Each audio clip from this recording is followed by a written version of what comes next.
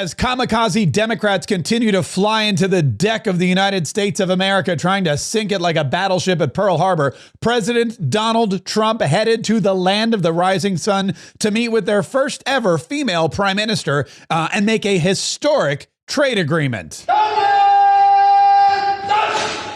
like the yelling. There should be more yelling at state functions. Yelling and swords, it makes it seem like it's very, very, very, very powerful. Now, Sanai Takachi is the first female prime minister, and she's a conservative leader, which means that she and President Donald Trump hit it off swimmingly. Well, I want to thank you very much, and I want to congratulate you. As you know, Shinzo Abe was a great friend of mine, and I was very saddened to see what happened. It was so shocking. But he spoke so well of you, even before we knew what was going to happen and your ascension. He spoke so well of you long before we met. And I'm not surprised to see that you are now the prime minister.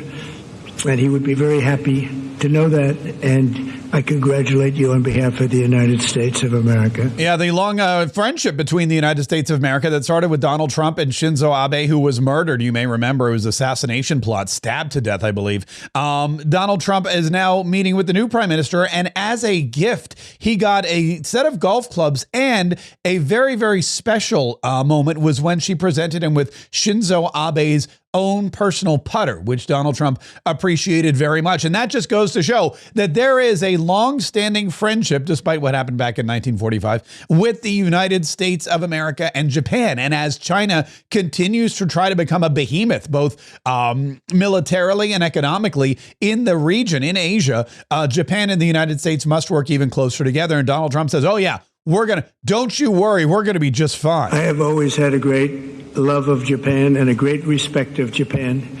And I will say that this will be a relationship that will be stronger than ever before. And I look forward to working with you. And on behalf of our country, I want to just let you know, anytime you have any question, any doubt, anything you want, any favors you need, anything I can do to help Japan, we will be there. We are an ally at the strongest level. And it's a great honor to be with you, especially so early in what will be, I think, one of the greatest prime ministers. I think you will be one of the great. Everything I know from Shinzo and others, you will be one of the great prime ministers. I'd also like to congratulate you on being the first woman prime minister. That's a big deal. That's a big deal, and I want to congratulate you on that. I think that has to be called out.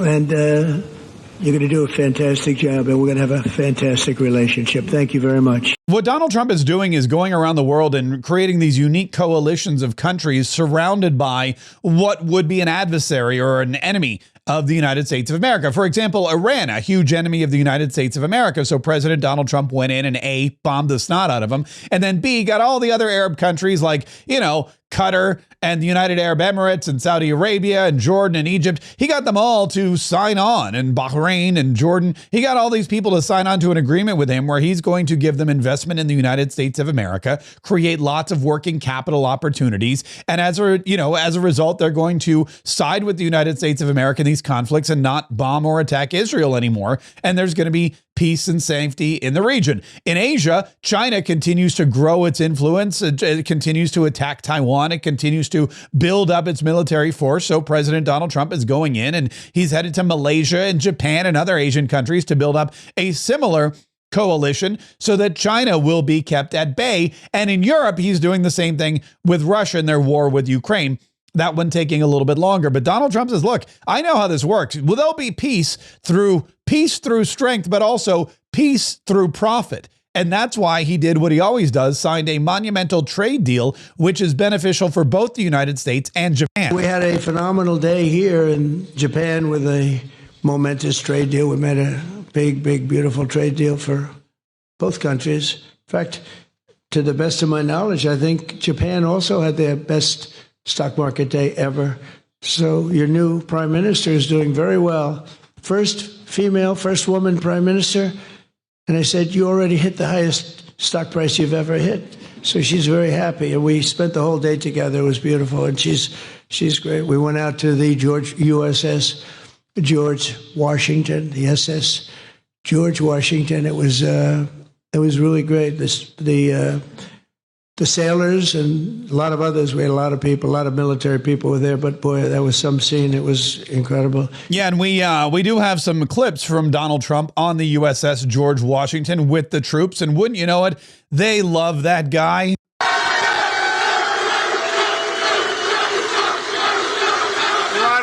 What a group. All champions.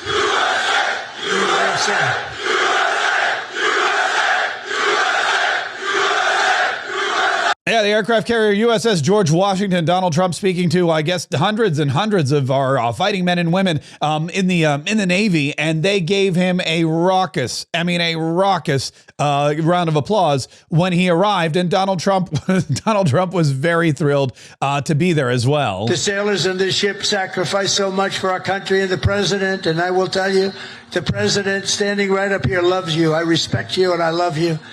And I'm giving everything I have to make sure that when you get home, you find an America that is safe and proud and sovereign and free. Thank you so much for fighting for us. When you get home, we're going to make sure that you are in a position where you find an America that is safe and sovereign and free. And the prime minister was with them on the ship. She came out. She said a few words to the troops as well, because, you know, it's always nice to have an aircraft carrier filled with American soldiers and munitions, sailors and munitions rather, hanging outside your country. That always makes you feel like you're going to be safe. And President Donald Trump didn't disappoint. He told stories from back home, and of course he made some digs on the former commander-in-chief. I love aviation. I actually had a brother who was a pilot, and see, Biden used to say he was a pilot. He was a pilot. He was a truck driver. Whoever walked in, he wasn't a pilot. Wasn't much of a president either, to be honest with you. That I can tell you. That we all know. Yeah. A little nervous laugh. It's okay, guys. You can laugh. You can laugh. President Biden's gone. Donald Trump is the new commander in chief, and you guys will all be very, very, very safe. And President Donald Trump said, "Look, we are fighting on many different fronts, and we're fighting many different battles, and you guys are at the forefront of all of these battles. Not just the fight for peace in Europe, the fight for peace in the Middle East, but also we're trying to make sure that Americans are safe from the terrorists in South America who are creating massive amounts of illegal, illicit, and deadly drugs and funneling them right into our country every single day." And President Donald Trump making no bones about it. We are at war with the drug cartels, and we are winning. For many years, the drug cartels have waged war in America, and at long last, we're finally waging war on the cartels. We're waging war like they've never seen before. And we're going to win that battle. We're winning it already. And we will continue to battle them because America is strong. America is the strongest country in the entire world. We are roaring back from what was 4 years of destitute, and the rest of the world is taking notice. American strength is roaring back like never before, and with your help, America is respected once more, and it is respected at levels that we haven't seen before. Yeah, and that is something that we can all thank President Donald Trump for. Now, speaking of China, China continues to pose a threat economically and militarily, and there are just all around not the best people in the world, and they don't really like the United States. But Donald Trump says we got to talk to our enemies. We've got to make sure that we make deals with our enemies, and we've got a lot at stake. For example, there's a TikTok deal that we need to continue going so that TikTok can continue to provide money and compensation for Americans and marketing for business owners all over the country. It's a very important asset. We've also got to make sure that we're on the same page when it comes to Taiwan and Russia and other places that are hot button. Hot points in the world. And we've got, some other conversations to have too. Tough conversations that friends must have if they're going to coexist. And that's why President Donald Trump is going to go to South Korea, where he will meet with President Xi Jinping. I'll be meeting with President Xi the day after tomorrow. I'm going to a wonderful place where I think a lot of you may be going. We're going to be meeting tomorrow at a very fantastic meeting. Who's going tomorrow? Is anybody going that I know in this room? I think a lot. Tim, are you going? Maybe? You're not. You mean you came here for this? And you're just going back just like that? Well, we'll be going to South Korea, and then on the following day, a meeting with President Xi, as you probably heard. I'd be surprised if anybody didn't hear. That's a big meeting, and I think it's going to work out very well, actually. I think it's going to be great. Donald Trump doesn't really have bad meetings. Well, except with Vladimir Zelensky.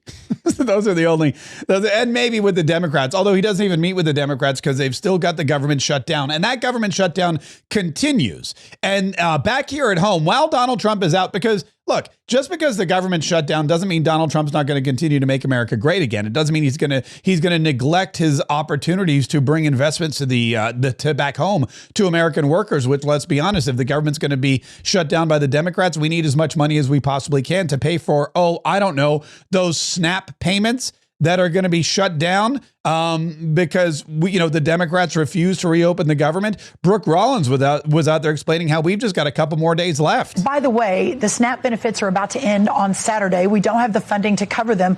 Meanwhile, Chuck Schumer is still getting paid. AOC is still getting paid. The elected congressmen and women are still getting paid. Their security team's not getting paid. The Americans, the 42 million Americans who rely on SNAP, they're not going to get paid starting on Saturday. I mean, this is so incredible that we are at this point in American history and that these people are not opening the government. It's just remarkable. I mean, it's not really unexpected. I get the Democrats. They're terrible, horrible, no good, very bad people. They don't care about the Americans that are suffering. We know that because, well, we heard their minority whip already say, hey, you know what? Catherine Clark's out there going, we know that people are suffering, but this is all the leverage we have. So we're going to continue to let them suffer. And as a result, SNAP will not be paid. Kelly Loeffler from the Small Business Administration said, oh, you know what? The small business loans aren't going up either. But the pain is the point. Every single day of this shutdown has stopped 320 local businesses every single day from accessing $170 million in SBA loans for hiring and for expansion.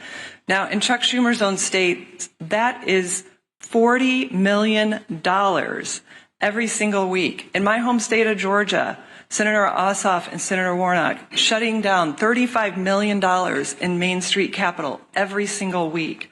So on day 27, all of that adds up to 6,000 small business loans that have been prevented from receiving upwards of $4 billion in Main Street lending. And it's not just the flow of capital that it's been cut off, as the speaker said. It's small businesses that rely on federal contracts. Thousands of them across the country have received stop work orders. Thousands more who rely on federal workers as their customers are seeing their revenue dry up. Here in Washington, of course, but around our military communities, around main streets across America. And of course, this is all again because the Democrats are trying to appease the far left lunatic socialist fringe of their base, as Mike Johnson wanted to remind everybody yesterday. See, they've made an evaluation that they have to appease the Marxist base, that they're so concerned that they'll lose their jobs if they don't appease the far left in their party. And they sat in a back room and they made the calculation that they would rather shut the government down and impose all this pain on the American people because they believe the Marxists, the far left in the base, are more active than hardworking Americans, people who go vote. And so they made the calculation that it's worth it to them. Every day gets better for us. We'll use the pain as leverage. For what? To prove to the far left base that they won't give in, that they'll fight Trump and fight the Republicans. What are they fighting? It's a clean CR. It's the same level of funding that they have voted for as recently as earlier this year. They are Biden-level policies and spending. This is not some Republican wish list. We don't have any of our priorities in this at all. It's the Democrats' own product. But they have decided to flip the script this time because they were getting too much heat from the far left. The far left is keeping the American people hostage and their own Democrat operatives hostage in the Senate. The far left is threatening to primary any Democrat who votes against reopening the government. And all we need are 5 Democrats who are strong enough to vote to reopen the government. And they're out there. They're just spineless. They're just scared. They just can't believe that they've gotten into this situation where a bunch of angry protesters, probably funded by George Soros, let's be honest, will show up at their rallies and we'll try to get them primaried and help them lose their jobs if they open up the United States government so average, everyday, ordinary Americans can continue to do their jobs. It's pretty sick. It's pretty twisted, but it's right in line. It's right on brand for the Democrat Party.